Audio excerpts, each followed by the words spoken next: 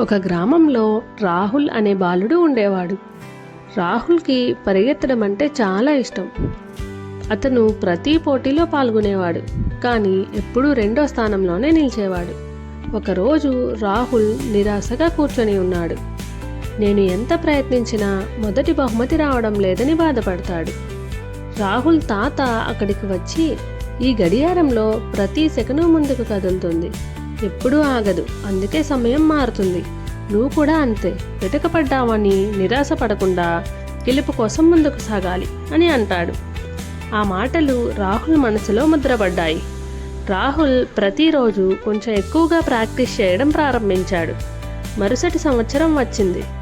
అదే పోటీ, కానీ కొత్త రాహుల్.